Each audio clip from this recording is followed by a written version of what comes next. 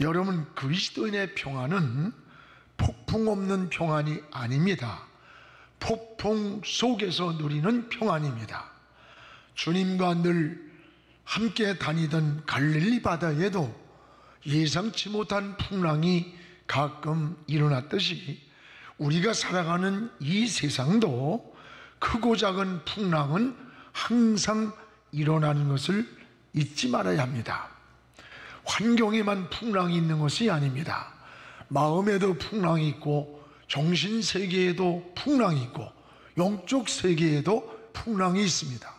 또한 보이는 풍랑도 있지만 보이지 않는 풍랑도 있습니다. 바다를 항해하는 사공이 풍랑이 잔잔할 시간만을 기다리고 있다면 그는 평생을 항해하지 못할 것입니다. 오늘 우리의 신앙은 바람은 언제든지 우리 인생에게 불어온다는 것을 기억해야 합니다. 어느 화가가 그림을 그리는데 풍랑 속에서 위험에 처해 있는 배를 그렸습니다. 많은 사람을 태우고 대서양을 항해하는데 이 배가 풍랑을 만나서 침몰 직전에 위기에 있는 그런 그림이었습니다. 이 배 안에는 많은 사람들이 타고 있었습니다. 그런데 놀라운 사실은 침몰하고 있는 배 안에 사람들의 모습이 두려움과 불안이 아니라 오히려 웃음이 있고 기쁨이 있고 찬양을 하는 모습이었습니다. 너무나도 이상해서 도대체 배가 침몰하고 있는데 어떻게 기뻐하고 저렇게 웃음이 있을 수 있을까? 자세히 그림 속을 살펴보았더니 키를 잡고 항해하는 선장이 누구냐? 바로 주님이었습니다. 주님이 선장이셨기 때문에 풍랑 속에서 배가 기울어져 가고 침몰의 위기에 있음에도 불구하고 사람들은 두려워하지 아니하고 불안해하지 않고 있었습니다. 주님과 함께 배를 타고 있었기 때문입니다. 그렇습니다. 인생의 항로에서도 주님을 선장으로 모시고 살아갈 때에 어떠한 풍랑 속에서도 평안이 있습니다. 어린아이가 엄마와 함께 있으면 세상이 전쟁이 나든 지진이 나든 폭풍이 일어나든 그 아이는 평안한 것처럼 주님과 함께 성도가 있을 때 이 안에 평안이 있는 것입니다. 오늘 말씀에 주님은 육지에 계셨습니다. 그리고 제자들끼리 갈릴리 바다를 향해서 떠났습니다. 어디쯤 가다가 예상치 못한 풍랑이 일어났습니다. 제자들은 떨며 두려워 불안해하고 있을 때 그때 주님이 물 위를 걸어오셨습니다. 이 모습을 보고 주님은 유령인 줄 알았어요. 또 두려워하는 제자들을 향해 주님은 이렇게 말씀합니다. 두려워하지 마라. 안심하라. 나다. 나다. 안심하라고 했어요. 이 모습을 보고 베드로가 너무 기뻐서 주님, 나도 주님께로 나갈 수 있도록 물 위를 걸어오게 하소서. 걸어와라. 이 말씀을 믿고 베드로는 거침없이 물 위로 뛰어내렸습니다. 그리고 걸어가는 도중에 어디에선가 바람이 불어왔습니다. 바람이 불든 태풍이 일든 주님만 바라보고 걸어가면 되는데 가는 도중에 그만 바람을 보고 빠져가기 시작합니다. 30절에 보면 바람을 보고 빠져가는지라 소리질러 나를 구원하소서. 물에 호우적거리면서 베드로가 살려달라는 외침이에요. 그때 주님이 손을 내밀어 그 베드로를 건지면서 31절에 이렇게 말씀합니다. 믿음이 없는 자여 라고 하지 아니하고 믿음이 적은 자여 왜 의심하였느냐 라고 하셨습니다. 그리고 배에 함께 오르니 그 바람이 그쳤더라. 오늘 이 말씀을 통해 깨닫는 키워드가 뭡니까? 풍랑이 문제가 아닙니다. 바람은 언제라도 우리 인생에게 불어올 수 있기 때문입니다. 문제의 본질은 믿음과 직결되어 있음을 알아야 됩니다. 우리는 어느 환경에 있든지 주님과 함께 있으면 됩니다. 여러분, 주님 없는 시간, 주님 없는 환경에서 풍랑을 만날 때 문제가 되는 거예요. 그래서 풍랑을 해결할 수 있는 대안이 없기 때문에 그러는 겁니다.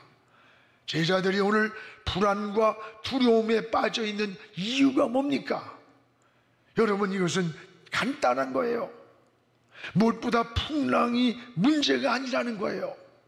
주님 없는 그 환경이 바로 문제였다는 겁니다. 오늘 24절에 주님과 함께 있지 않는 시간, 그 시간에 풍랑을 만났습니다.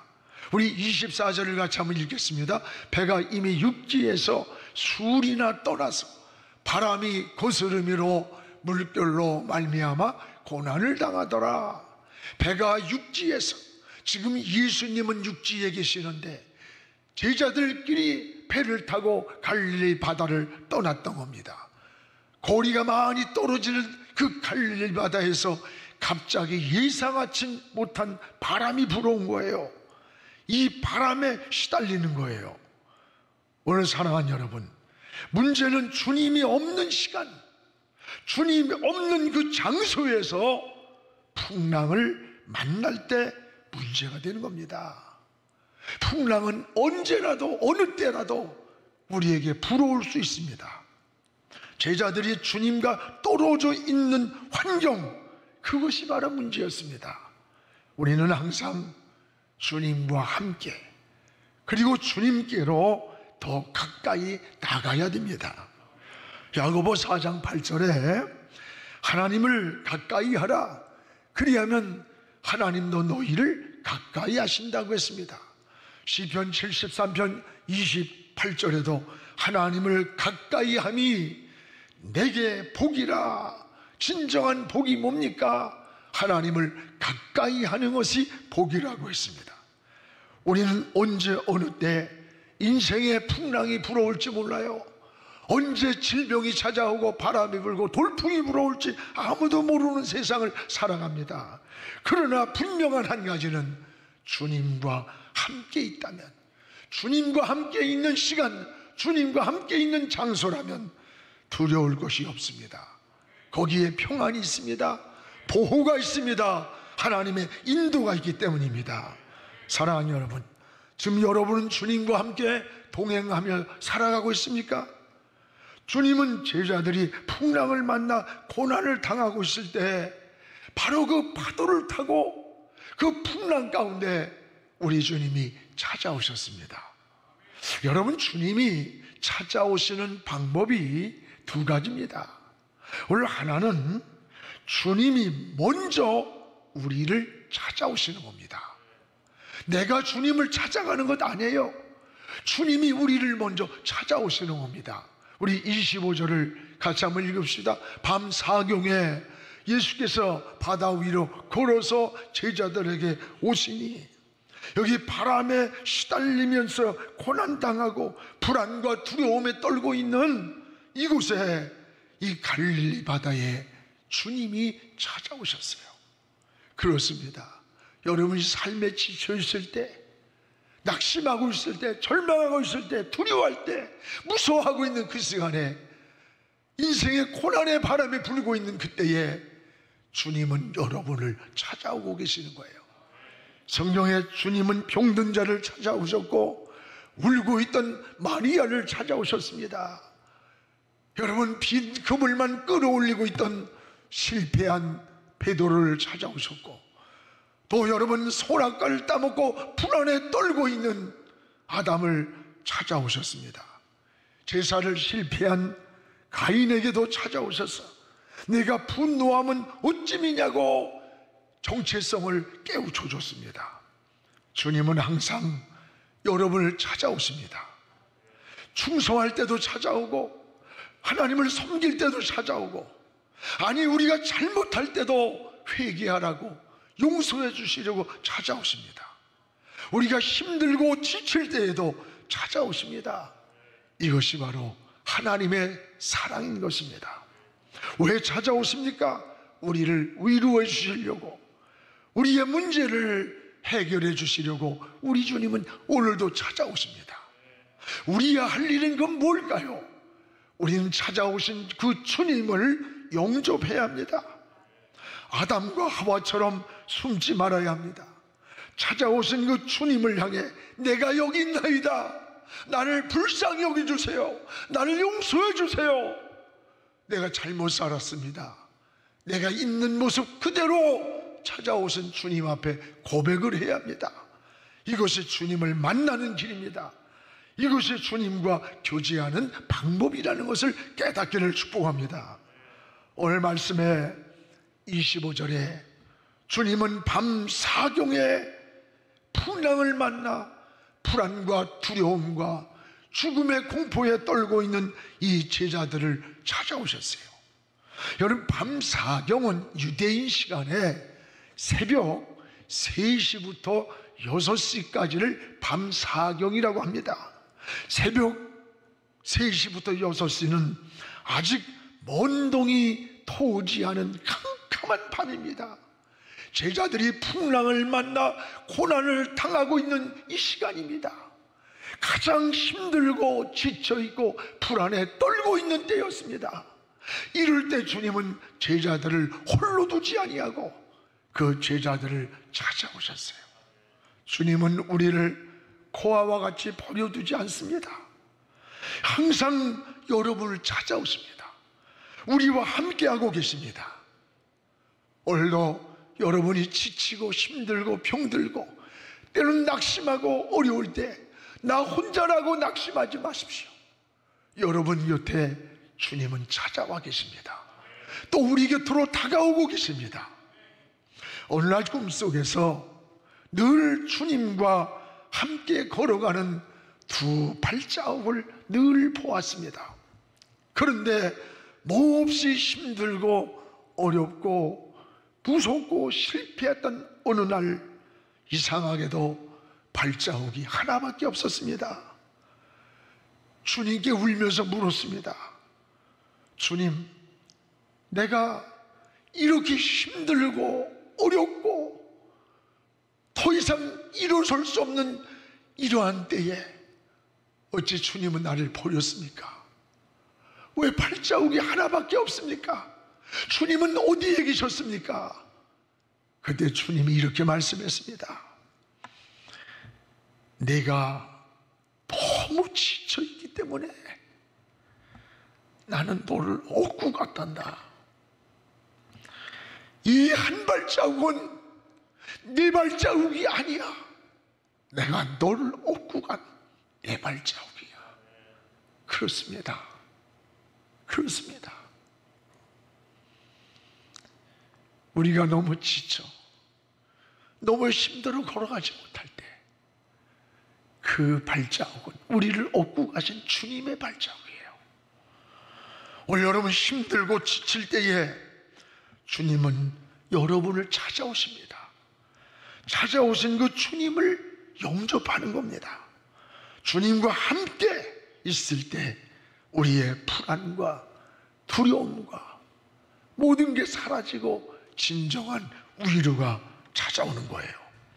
여러분 항상 주님과 함께 동행하는 그런 삶이 되기를 주의 이름으로 축원합니다. 또한 풍랑을 만날 때 따라합시다. 바람을 보면 빠진다. 여러분 절대의 진리입니다. 풍랑이 일어날 때 그 풍랑을 보면 빠지는 거예요. 빠지는 거예요. 30절입니다. 우리 같이 읽어봅시다. 바람을 보고 무서워 빠져가는지라 소리질러 이르되 주여 나를 구원하소서. 바람을 보면 빠집니다. 베드로는 주님께 향하던 시선이 바람을 보는 순간 두려움에 빠졌습니다. 순간 여러분 어떻게 됐어요? 믿음을 잃었어요. 그 순간에 걷잡을 수 없이 물로 막 빠져들어가는 겁니다. 이게 바로 진리입니다. 시선을 어디에 두느냐가 중요합니다. 오늘 여러분을 시선을 주님께로 집중하시기 바랍니다. 바람을 보지 말고 바람을 잠잠케 할 수 있는 저 주님을 바라봐야 파도를 이길 수 있는 거예요.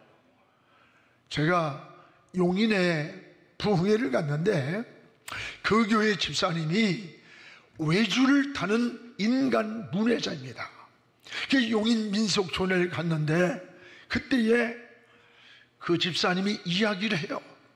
저 외주를 타고 여러 가지 묘기를 부리고 할 수 있는 저것은 한 가지 원칙이 있답니다. 아무리 고도의 기술이 있어도 위를 바라봐야지 아래를 보면 그냥 떨어진답니다. 위를 바라봐야 된답니다. 위를. 아래를 보면 떨어진다는 거예요. 그렇습니다. 그렇습니다. 바람을 보면 빠집니다. 환경을 보면 그 환경에 동화되어 버립니다. 오늘 사랑하는 여러분, 파도를 보면 빠지는 거예요. 그렇습니다. 바라봄이 중요합니다. 본다고 하는 것이 인생에 얼마나 큰 영향을 주는가를 알아야 됩니다. 바라보면서 인생은 닮아가게 되는 거예요. 우리 행동이 만들어지게 되는 거예요. 신앙도 마찬가지입니다. 오늘 주님을 바라보고 여러분 나갈 때 바람을 이길 수가 있어요. 우리 인생은 어느 때 바람이 불어올지 몰라. 바람이 문제가 아니에요. 바람은 언제라도 불어오기 때문에. 그러나 바람을 보지 않고 바람을 잠잠케 하시는 주님이 오라고 말씀하시는 주님께 시선을 집중해야 됩니다. 주님을 바라보는 것, 이것이 바람을 이기는 비결입니다. 여러분은 지금 어디를 바라보면서 살아가는 겁니까? 여러분, 히랍 사람들은 인간을 안드로포스라고 불러요. 이 말은 위를 바라보는 존재다. 인간이라고 하는 것은 위를 바라보고 사는 것, 하나님을 바라보고 사는 게 인간이라는 거예요. 그렇습니다. 위에 계신 하나님을 바라보라는 거예요. 골로새서 3장 2절에 너희는 위의 것을 생각하고 땅의 것을 생각지 마라. 위에 계시는 하나님을 생각하라. 하나님을 바라보라는 거예요. 이것이 믿음이라는 고백입니다. 그렇습니다. 하나님을 바라볼 때 평안을 얻습니다. 지혜를 얻습니다. 풍랑을 이길 힘을 얻게 되는 것입니다. 여러분, 그리스도인들이 세상 사람들과 다른 게 뭐라고 생각됩니까? 세상 사람들은 파도를 보고 두려움에 빠져갑니다. 그러나 똑같은 환경에서도 그리스도인은 주님을 바라보고 평안을 누리는 거예요. 이게 다른 겁니다. 오늘 베드로가 주님만 똑바로 바라보고 걸어갔다면 파도가 문제가 아닙니다. 파도 위를 걸어갔을 것입니다. 바람을 보았기 때문에 빠졌습니다. 오늘 이것은 우리에게도 여러분 적용하는 말씀 아니에요? 지금 여러분이 인생을 살면서 우리의 환경이 얼마나 어렵습니까? 들려오는 소리, 코로나로 인해서 온 세계가 하루아침에 다 차단되고 절망과 좌절과 낙심의 소리도 희망의 소리가 어디 들려옵니까? 이럴 때 여러분의 마음을 어디로 둡니까? 여러분의 시선을 어디를 두고 삽니까? 바람을 봅니까? 주님을 바라봅니까? 오늘 여러분, 저 위에 계신 하나님을 바라보시기를 축복합니다. 하나님을 바라볼 때 파도를 이기게 됩니다. 세상을 이길 힘을 얻게 되는 거예요. 그래서 이사야 40장 31절에 너희는 오직 여호와를 앙망하는 자는, 이 앙망이란 말이 바라본다는 거예요. 하나님을 바라보는 자는 새 힘을 얻는다. 독수리가 날개 치듯이 비상하며 오른다. 다른 박질하려도 곤비하고 넘어지지 않고 피곤하지 않도록 하나님이 새 힘을 준다는 거예요. 그렇습니다. 오늘도 위에 계시는 하나님을 바라보고 믿음의 승리자가 되기를 주의 이름으로 축원합니다. 이라크 전투 때 여러분 잘 아는 제퍼 패튼이라고 하는 중령이 전투기 편대를 이끌고 이라크 국경을 넘었습니다. 그런데 이 제트기가 레이더망에 포착이 되었습니다. 그는 목숨을 걸고 이 제트기를 조작해서 레이더망을 벗어났어요. 근데 너무나 긴장한 나머지 이 귀 속에 평형 감각을 잃었습니다. 이 평형 감각을 잃는 순간에 균형을 잃게 된다는 거예요. 자신은 제트기가 지금 상승하고 있다고 생각을 했는데 계기판을 봤더니 땅을 향해서 60도로 막 그냥 그대로 곤두박질을 하고 있는 거예요.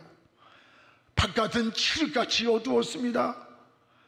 패튼 중령은 이 제트기가 상승하고 있으니 기술을 더 내려야 한다고 생각을 했는데 계기판은 정반대였습니다.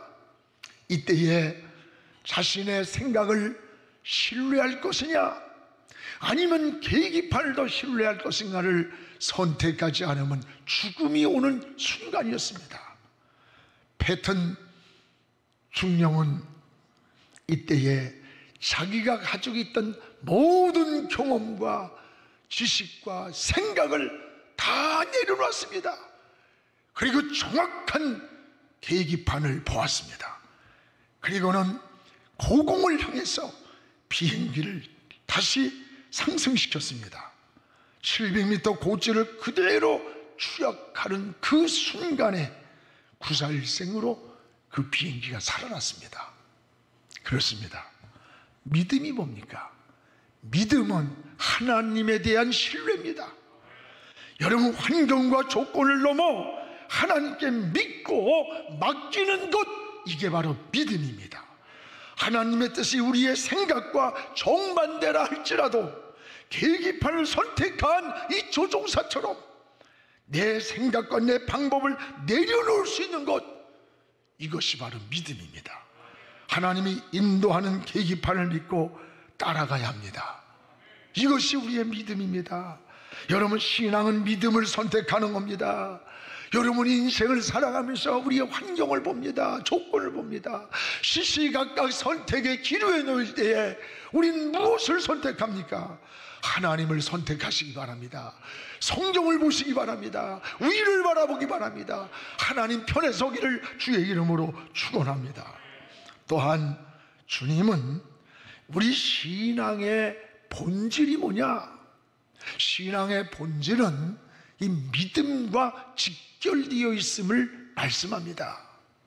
여러분, 오늘 전체적인 말씀의 내용은 풍랑이 아니에요.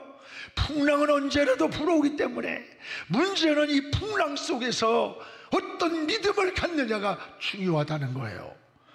여러분, 오늘 여기 31절에 이렇게 말씀합니다. 우리 같이 읽어봅시다. 예수께서 즉시 손을 내밀어 그를 붙잡으시며 이르되 믿음이 작은 자여 왜 의심하였느냐. 여기에 신앙의 본질은 뭡니까? 풍랑입니까? 아닙니다. 바람입니까? 아닙니다. 믿음이라는 거예요. 주님은 그를 끌어태우면서 하는 말이 믿음이 적은 게 문제였다. 오늘 믿음이 작은 자여 왜 의심했느냐.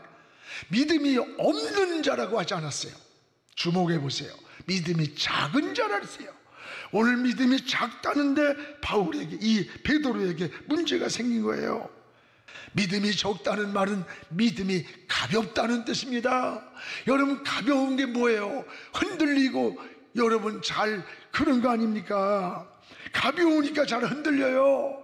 우리 믿음이 기분에 흔들리고 환경에 흔들리고 감정에 흔들리고. 여러분, 여러분의 믿음이 잘 흔들립니까? 믿음이 없는 게 아니라 믿음이 작기 때문입니다. 오늘도 주님은 여러분에게 큰 믿음을 요구하고 있다는 것을 기억하시기를 바랍니다. 주님은 백부장을 향해 큰 믿음이라고 칭찬했어요. 저 가나안 여인을 향해서 네 믿음이 크도다, 네 소원대로 되라고 말씀하셨어요. 그렇습니다. 오늘 적은 믿음이 큰 믿음이 되기를 주의 이름으로 축원합니다. 주님은 여러분의 믿음을 달아보십니다. 여러분, 임계점이라는 게 뭡니까? 오늘 큰 믿음이 주님이 원하는 임계점이에요. 믿음이 큰 믿음에서부터 네 믿음이 크도다, 네 소원대로 되라고 하셨어요. 여러분, 기도에도 임계점이 있습니다. 물이 99.999도에서도 물이 끓지 않습니다. 100도가 넘어야 끓는 거예요. 여기를 임계점이라 해요. 오늘 우리의 기도에 임계점이 있습니다. 하나님이 원하는 믿음의 임계점이 있습니다. 오늘 그 믿음의 임계점을 넘으시기 바랍니다. 그게 바로 주님이 인정하는 큰 믿음입니다. 여러분, 신앙이 자꾸 흔들립니까? 환경이 흔들리고 사람 말에 흔들리고 뭐 직장에서 어쩌니까 흔들리고, 본질로 돌아가면 믿음이 작아서 그런 거예요. 가벼워서 흔들리는 거예요. 내 믿음이 크도다. 주님께 인정받는 믿음 되기를 주의 이름으로 축원합니다. 여러분, 믿음으로 생각하십시오. 믿음으로 바라보십시오. 믿음으로 말하고 믿음으로 행동하면서 행따가기를 주의 이름으로 축원합니다.